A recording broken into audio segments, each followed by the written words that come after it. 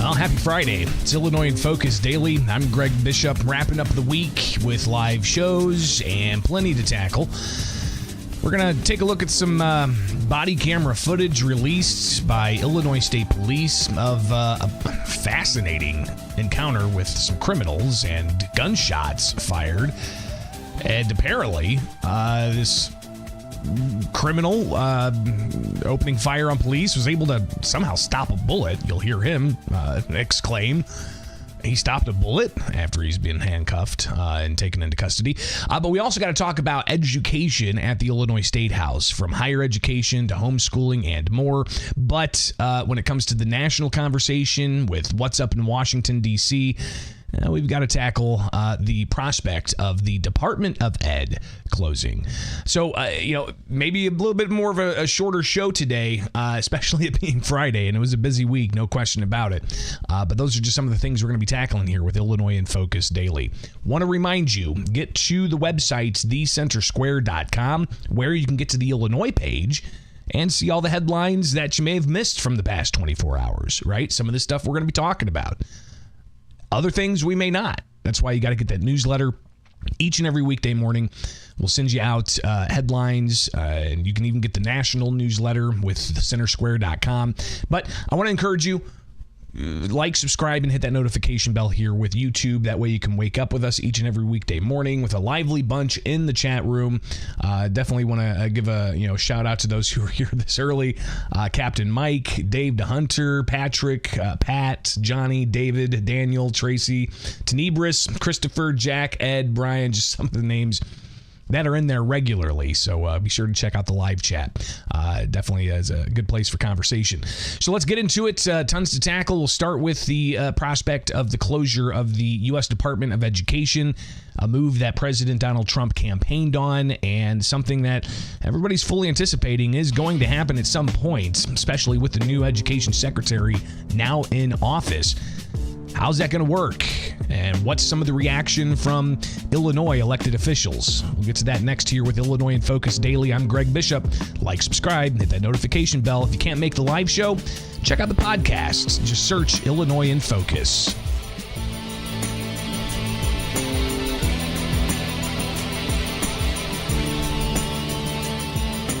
Do it. I mean, we're starting the process. We're trying to get the schools back into the states. Let the states run the schools.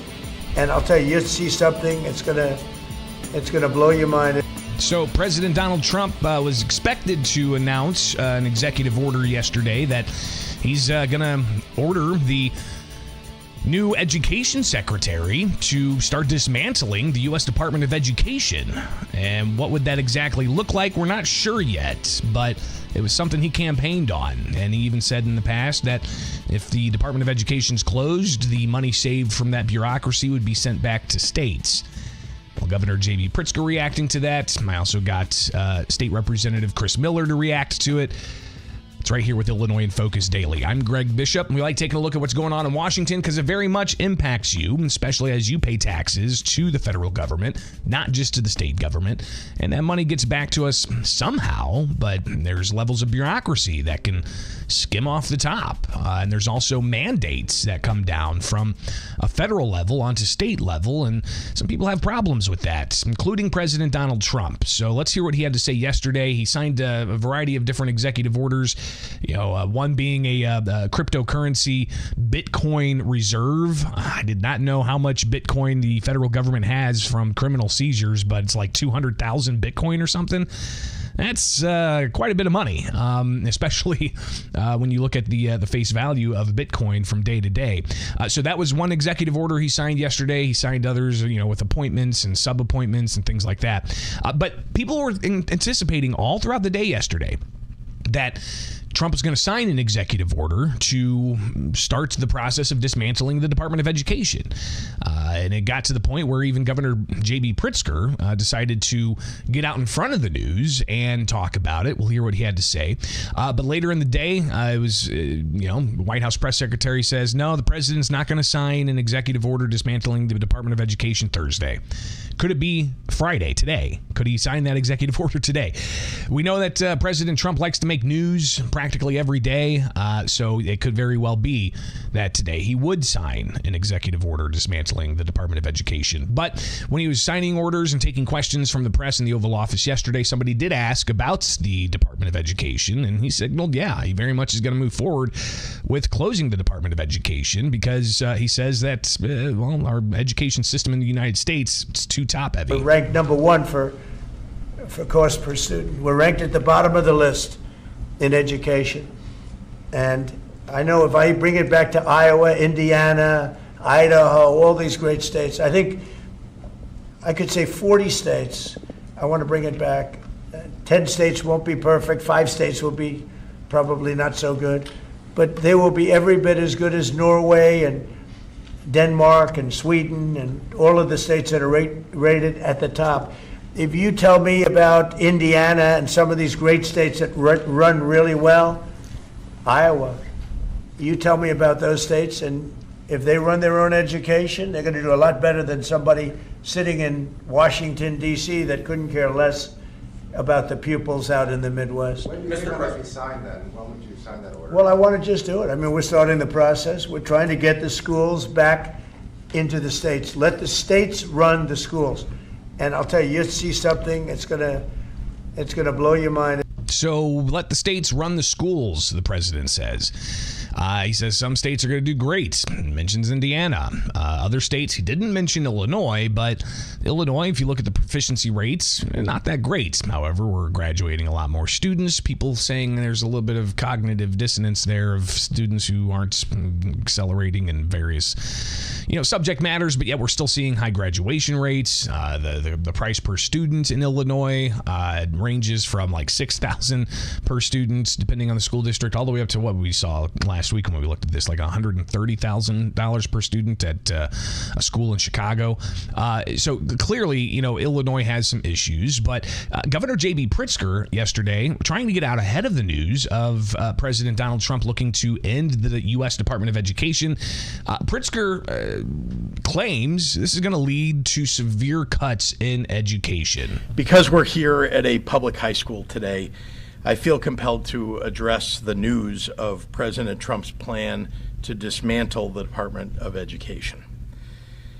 Whatever buzzwords or jargon they're using to describe it will not change the simple fact.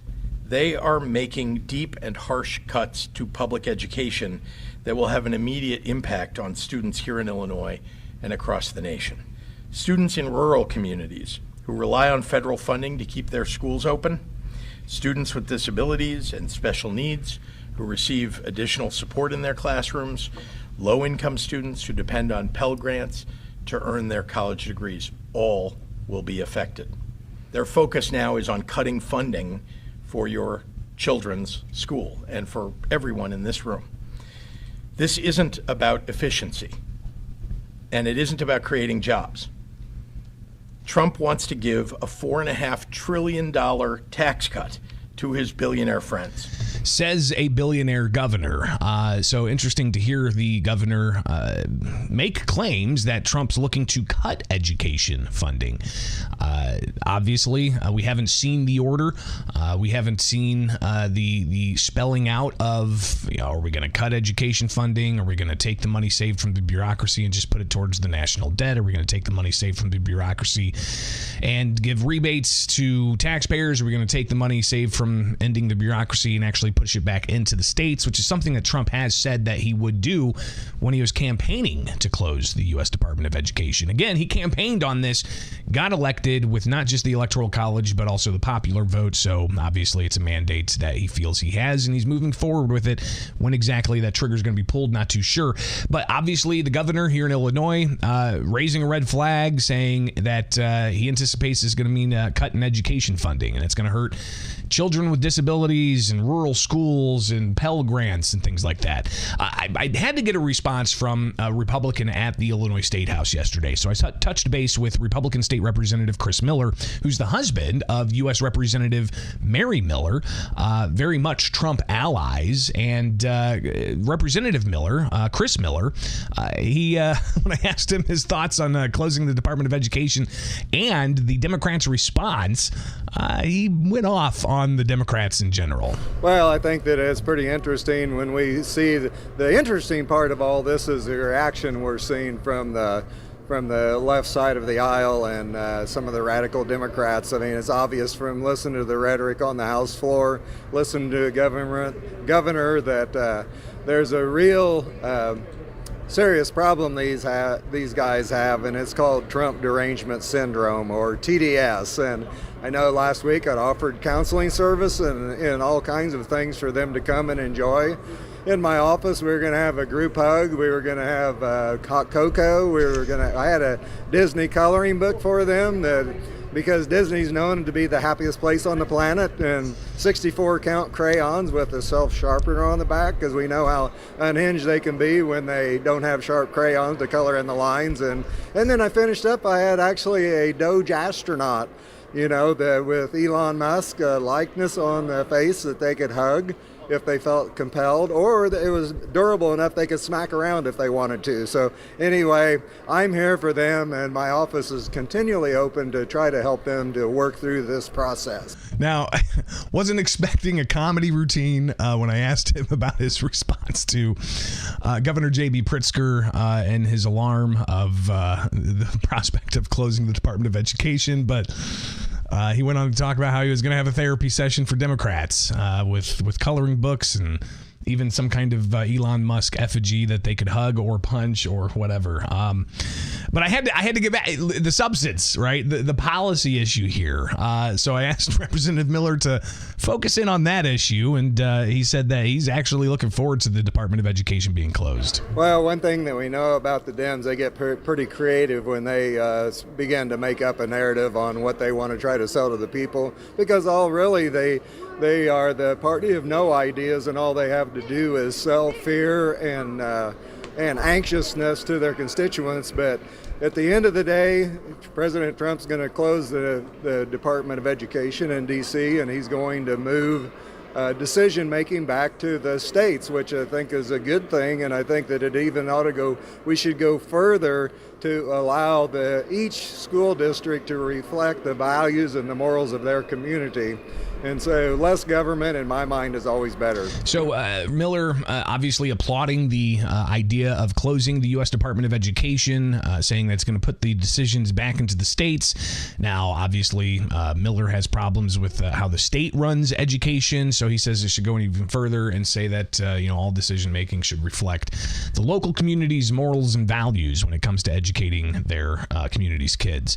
But to the idea of making sure that any money saved by closing the federal bureaucracy gets pushed back to states, Miller says, that's something he hopes happens. Absolutely. I think that this would be a way for the states to see the real benefit to shrinking D.C. swamp-type governing. And so I think it'd be a blessing to the people.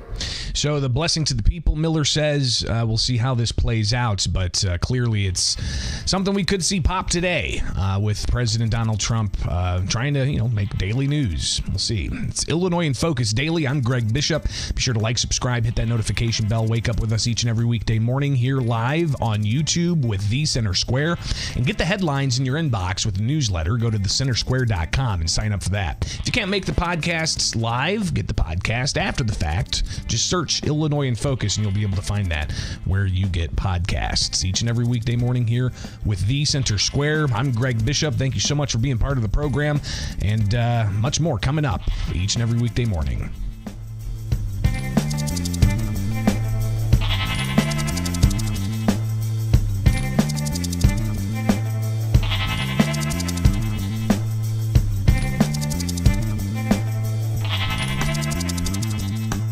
And so a lot of families are finding individual reasons to remove their children from the public school environment, violence and bullying being one of those issues. Illinois has plenty of challenges. This is just a sampling of some of the comments that were made about education yesterday at the Illinois State House. It was Cherry Pie Day with homeschoolers on location to lobby lawmakers to help them understand their perspective of why they feel they need homeschooling and independence and freedom in the education choice.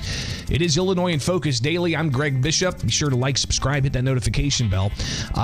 Last segment, we talked about the Trump administration aiming to close the Department of Education, Pritzker's response here at Illinois as the governor, and a Republican state representative responding as well. So if you missed that, be sure to either live here, rewind and catch that, or you can catch the segment when we get that up later this morning at the Center Square on YouTube. But yesterday, education was a big component. There were hundreds of families on location at the Capitol, a lot of them carrying around full cherry pies to take to their legislators while they looked to lobby legislators to support homeschooling. Now, what's interesting in Illinois, you've got, of course, public schools, you've got charter schools in some areas, then you've got a whole slew of private and parochial schools. We used to have the Invest in Kids School Choice Scholarship Program, but that was ended by Democrats not willing to extend it, and it gave a tax benefit, tax break to individuals who privately donated funds into a fund to fund school scholarships for school choice. For parents to say, I want to take my kid out of public school that's failing them and put them into a private school. Well, again, that tax credit scholarship program ended, so we don't have that choice anymore. But homeschooling's there, and homeschooling happens. How many people are homeschooled? Not sure. There's been some reports of problems with some homeschools that aren't benefiting the children, and some anecdotal evidence here and there with some investigative reports that are delving into the issue of how problematic homeschooling can be because there's no oversight, no regulation. Well, if you talk to homeschool parents, they'll push back and say, turn the mirror around back on the public school system, especially when you look at the proficiency rates, especially when you look at the stories out of Chicago, which, it seems like every year you get, headline after headline of, different types of abuse that may be happening in the public system, and then the overall cost of it, right? And the homeschool parents, they still pay property taxes, but they're not sending their kids to public schools. They're deciding to take the time out of their own days and teach their kids at home. And a lot of it is faith-based. A lot of it is, focused on family issues and moral issues and real world issues. I've had friends in the past who were homeschooled. They may have had some social anxieties or kind of stuck out like a sore thumb when you're hanging out with a bunch of public school kids, but they were smart. They were with it. They're very productive now. I compare that to some others in public school, and the outcomes, at least anecdotally from what I have seen, it's all right. But still, you have an effort at the State House. To require parents who homeschool their kids to report that to the local school district and eventually to the state. Because right now there is no mandate. If you have your kids in homeschool, the state doesn't really track that. So there's an effort at the State House to track that. I'm not sure what the reason would be to track it, other than to, have the state bureaucracy come knocking on doors and whatnot. And a law that's proposed by State Representative Tara Costa Howard this session would essentially say you have to report your homeschooling efforts. You have to, match certain criteria. You have to, have a certain curriculum and these types of things that I think homeschool parents are just fed up even thinking about that possibly becoming law. So with the prospect of the Homeschooling Act, which is State Representative Tara Costa Howard's measure, that says if you don't report your kids that you're homeschooling them to the local school district, they're going to be counted as truant. So will that advance at the State House? We shall see. But a group of legislators and homeschool parents yesterday took to the State House to raise an alarm about that measure and to say that homeschooling needs to have freedom. We're also joined by some great homeschool ambassadors who are our future leaders. They represent thousands of students who are at the Capitol today. This legislation is infringement on those rights. Not only does House Bill 2827 create new mandates and new regulations, but is a start of a slippery slope. It starts by making small changes, and like most policies here in Illinois, it keeps chipping away more and more from homeschool families. The homeschool growth is tremendous in Illinois, and so a lot of families are finding individual reasons to remove their children from the public school environment, violence and bullying being one of those issues. Illinois has plenty of challenges. We all know that. It's not a secret. We watch the news. But homeschooling is frankly not one of those challenges. It's not a problem. It's a solution. So parents obviously finding that educational choice as something they think's right for their family and their children, but you've got the homeschool families that are pushing back against that. K through 12 education wasn't the only thing discussed yesterday, right? We're in the middle of budget season where they're hearing the budget proposals from K through 12. We reviewed that last week. We also heard from the Early Childhood Development Agency this week, which they're looking for funds for early childhood development. But higher education's another group that goes to the State House for taxpayer dollars. And we're talking about public universities, community colleges, and all of that. So there was a hearing yesterday in a House committee where they laid out the variety of things they're looking for when it comes to higher education spending. So we will have 4 panels. Panel number 1 would be the Illinois Student Assistance Commission. Panel 2 would be Illinois Touring Initiative. Panel 3, Advance Illinois. And panel 4 would be Golden Apple. And they're struggling already with their funds. We should be asking for it. I think I've got an appropriation, could be coming before this committee next week, asking for $26 million. Because it's our colleges who are feeling the pain, and God bless them for carrying the 3,100, 3,200 veterans on their rolls. Those are many of the ones we were losing to other states. They're now going to our states, but if they can't get the piece that's MAP, then they're still going to go to Iowa and Alabama and everywhere else. The state is getting sued for their minority teaching scholarship. Do you have any updates on that case? I can't necessarily speak to the case itself. The governor did recommend that we continue to fund the program, and the courts will play out as they may. But as the program is still alive, we will hope to continue to support it and advocate for it. So clearly there's a lot of issues there, from funding and veterans focus and the monetary award program dollars, and all of this costing taxpayer money, while the state is mired in courts about a minority teacher scholarship, which the argument is you can't carve out money for certain people based on their race. So we'll see how that plays out in the courts. But obviously the governor, he wants $8 million in the budget for that program. Whether it survives court challenges, we shall see. But all of this costing your tax dollars, right? The governor last month proposed a budget that spends the most taxpayer dollars in state history. It's just under $55 billion in spending. It's about $2 billion more than what he has for the current fiscal year. And he proposes that with this line of revenue that some people are pointing out now is kind of make-believe, because he's going to have to change some laws to get that kind of revenue. He's going to have to raise taxes on a variety of different arenas, including casinos and cannabis growers and sellers and tax amnesty programs. So with those measures not in place right now, the way that the Illinois Commission on Government Forecasting and Accountability reviews it, they say that their number for revenue for the coming fiscal year is much lower than the governor's. Well, okay, compare 1% lower than what the governor's estimating. Here's Eric Noggle. He is with the Commission on Government Forecasting and Accountability yesterday, testifying in front of the House Revenue and Finance Committee. Comparing our number of $54.2 billion would be compared to their number just a little below $55 billion. So again, a difference of $737 million. Again, I know that $737 million sounds like a lot of money, and it is, but from an overall standpoint, it's a difference of about 1.3%. So a difference of 1.3%, and the reason for their difference is they're taking a more cautious approach. They said, listen, Illinois' economy will grow, but it will grow at a slower pace than the rest of the country. Took Illinois much longer to get out of the Great Recession than the rest of the country. It's taken Illinois longer to rebound from the pandemic, and in some sectors, we're still not to where we should be post-pandemic, where we were pre-pandemic.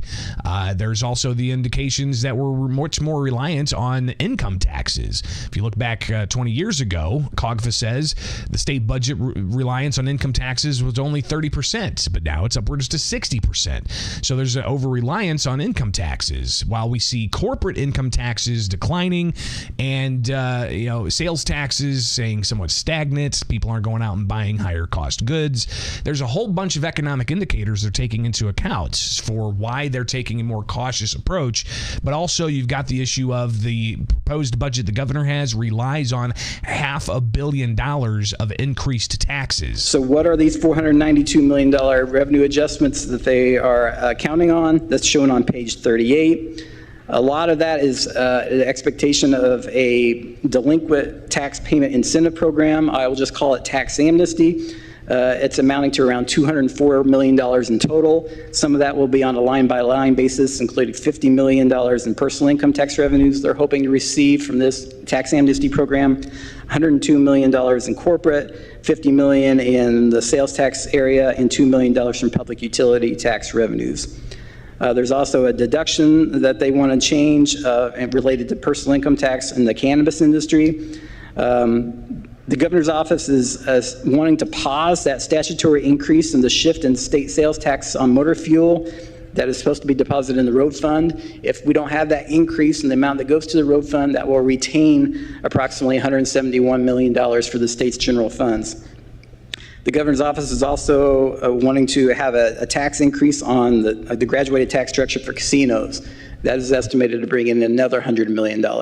So all of this $492 million would have to be passed by you guys by the General Assembly and signed into law for it to happen. So again, without it being in place, COGFA says that they're not going to add those revenues into their projections because there's going to be a bunch of political wrangling, and who knows, none of that could pass, or all of that could pass, or half of it could pass. Either way, they say that their number is 1.3% lower in the amount of tax dollars the state's expected to capture from you, the taxpayer, in order to spend in the largest state budget in state history.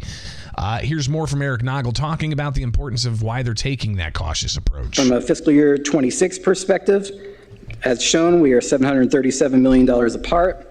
Now, the main difference there is that the commission is just not as optimistic in its projections for some of the economically tied resources, such as the sales tax and the income taxes.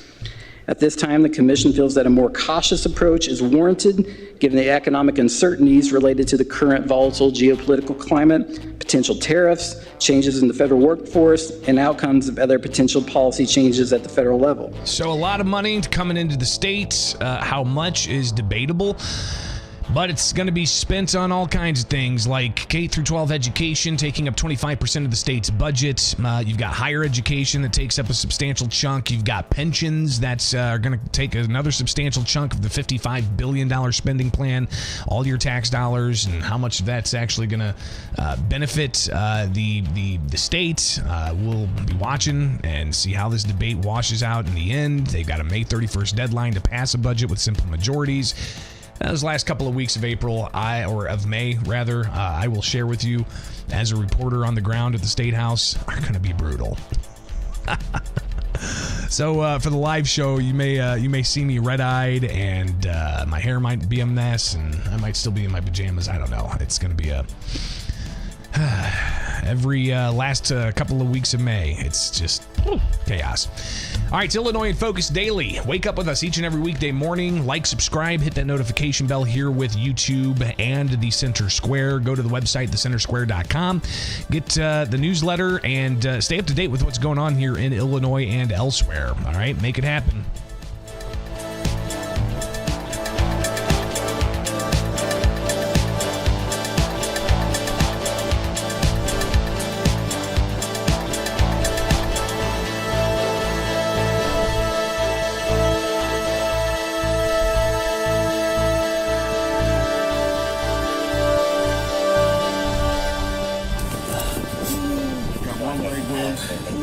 a bullet right there. It fell out of his shirt. I stopped the bullet. You need gloves? Yeah. That's body cam footage released by Illinois State Police yesterday of, a police-involved shooting. The suspect in custody, but apparently he stopped a bullet. Welcome in. It's Illinois in Focus Daily, last segment for the live show. And a source tipped me off to this, and I didn't see it at first, but it's from Illinois State Police, and it's body cam footage of a recent incident on February 6th. I'll just read to you the narrative here that Illinois State Police sent out in releasing this body cam footage. So let's go ahead and get into this here. Let me just do something here, and another quick change here. Full screen that. There you go. All right, so the narrative says, on February 6, 2025, just after 9:35 a.m., Illinois State Police officers were alerted to a vehicle believed to be involved in an armed robbery in Texas, traveling on I-74 in Champaign County. Officers began to track the vehicle as it headed north into McLean County. Around 10:30 in the morning, the vehicle stopped at a gas station in Lexington, and one occupant, 19-year-old Joseph Martin Hernandez from Texas, exited the vehicle and entered the gas station.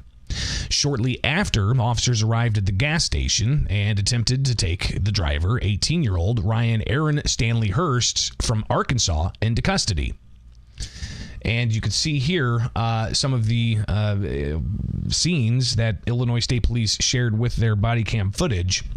It's pretty harrowing, but you can see they pull up, got an officer across the way, and shots are fired. So we'll obviously get to some more of the body cam footage. It's about 11 minutes long that State Police put out, and it's again, viewer discretion advised. Right? I'm not going to show the whole thing because YouTube might censor it, but here's just some of the them pulling up to the scene where one suspect that went inside gets on his knees and is at gunpoint, gets down, but then all of a sudden shots start ringing out, and you can hear some of the shots fired. Police officers trying to retreat. Gets pretty chaotic. The suspect's still on the ground. The other guy, he's still over firing at officers.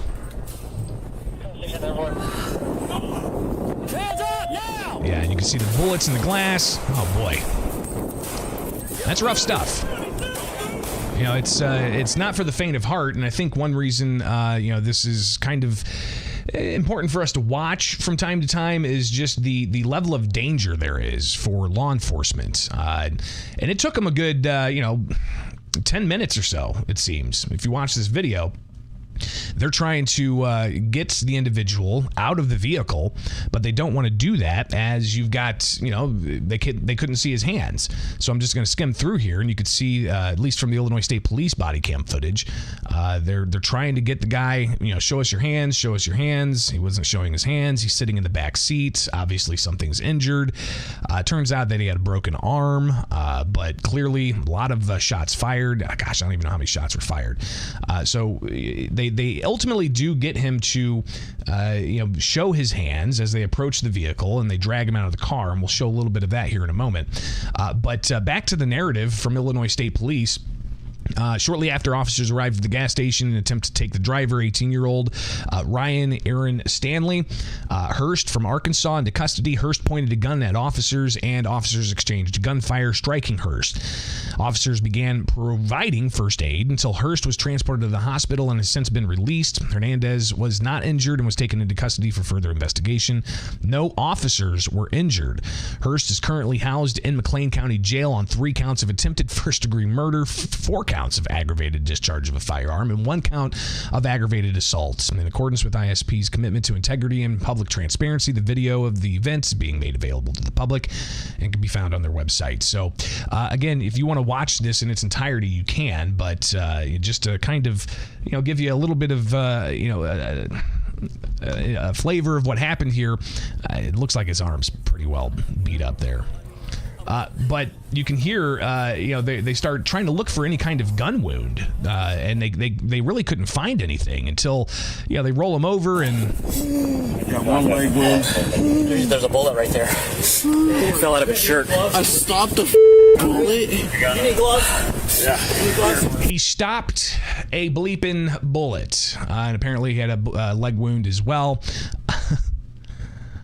If that's all he got with all the shots fired, I'm sure some of you out there in law enforcement are probably thinking, holy cow, yeah, this is, it's amazing that's all he's walking away with. But it's not the only thing he's walking away with. Hurst, again, charged with 3 counts of attempted first-degree murder, 4 counts of aggravated discharge of a firearm, and 1 count of aggravated assault. And I imagine that he's also going to be facing counts in Texas where he's suspected to have, robbed a bank or robbed a place, armed robbery. But, geez, he stopped a bullet. Got one leg wound. There's a bullet right there. It fell out of his shirt. I stopped the bullet. Wow. It's, again, pretty incredible stuff. Something you don't see every day, and we'll see how this case progresses, if at all. It's Illinois in Focus Daily. I'm Greg Bishop. Like, subscribe, hit that notification bell, and wake up with us as we wake you up in the morning show. It's live to tape. Join the live chat. Pretty lively in there. People talking about was it a 9mm probably? Did anyone hear about the police officer from Abington who got kidnapped? I didn't hear that story. And listen, if you guys have other similar stories, I can't have my eyes on everything, right? I watch what happens at the State House very closely. But if you can send me what you're seeing out there, it's very beneficial. You can email me, gbishop@ilnews.org, gbishop@ilnews.org. Somebody else shared with me a proposed bill at the State House that we're going to have to follow up on about saying that, certain individuals who may be suffering from a mental health crisis who strike an officer aren't going to be charged to a certain level. Some police have serious problems with that issue. So there's going to be a lot of law enforcement issues that come up at the State House every year. We'll be tracking those as well. All right, get the newsletter, thecentersquare.com. Wake up with us here with The Center Square on YouTube, and get the podcast where you get podcasts if you can't make the live show. All right, we'll see you next week.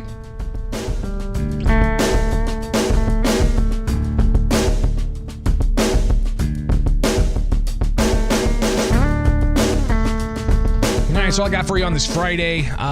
Monday, I'll try to delve into that U.S. Supreme Court case from this week. Just haven't had the time to get around to it. I've got to digest it all entirely myself. But we'll take a look as well as what else is going on in the Second Amendment space, as I'm sure a lot of news is going to happen over the weekend as we anticipate more action from President Donald Trump, and who knows?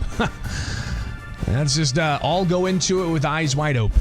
All right, I'm Greg Bishop. Follow me anywhere. Just search Bishop on Air and get the newsletter at thecentersquare.com. Wake up with us each and every weekday morning here with the Center Square. Join the live chat, and we'll see you back here on Monday morning. All right, have a great weekend.